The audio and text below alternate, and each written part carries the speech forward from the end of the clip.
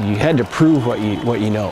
And I'm a firm believer in that. If you can show me what you know, you could be hired.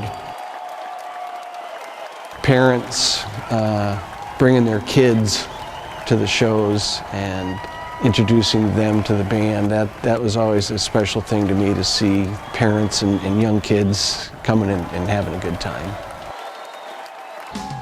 My name is Steve Aries, and I'm a communications technician. In high school, I kind of played around with some local bands, and I wanted to be a recording engineer at that time. So I hooked up with a studio. It was called Cherrywood Acres to begin with, and Johnny Durham was the engineer there, and I went there to do a class report, and I told him I wanted to be a recording engineer, and he said, well, you need a plan B.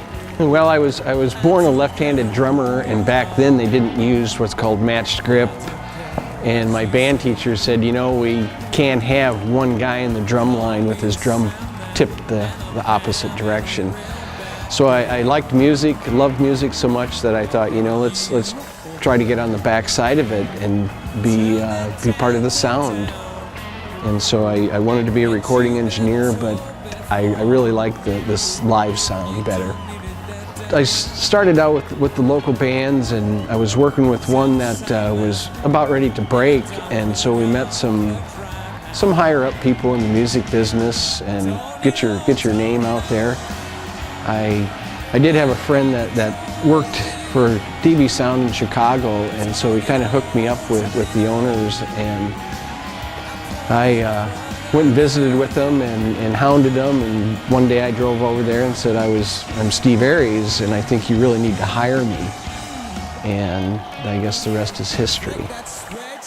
I had been working with bands, and we had been touring the Midwest. I guess you'd have gigs all over from Cedar Falls to Omaha to Minneapolis and maybe over Peoria way. So you were on the road quite a bit, staying in hotels. You weren't riding in a tour bus, you were driving in a van or a band truck. So yeah, jumping from the smaller clubs to the big arenas was quite different, and it was a bit intimidating, but you knew what you had to do, and when the lights went down, the show would start. Well, working with a sound company like DB Sound, they were contracted by several artists, and you do a rock tour, you might do an REO tour or a Triumph tour, and then the next thing you might, like the Marvin Gaye tour was awesome. The players on that one were incredible. You could be doing a cowboy, a country band, and everybody is different.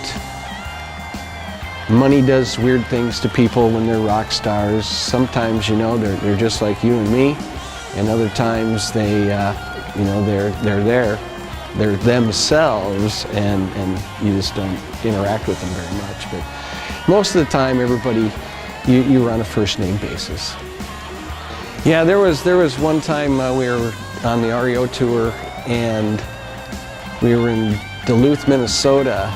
So we had a day off, and we paid the maintenance guy $50, I think, and he's put a cable TV run out to the hallway, and we set the hallway up like the bus. We took all the furniture out of our rooms. It was harmless fun. You probably couldn't get away with that now with all the security cameras and the different things, but yeah, we pulled off some pretty crazy stuff once in a while. Once you get the mix in the pocket, and you kind of sit back and go, you know what, this is pretty cool, and you look around, and there's people clapping their hands, and they're smiling, and they're tapping their feet, and you're doing your job to the best you can, because the audience is really getting into it.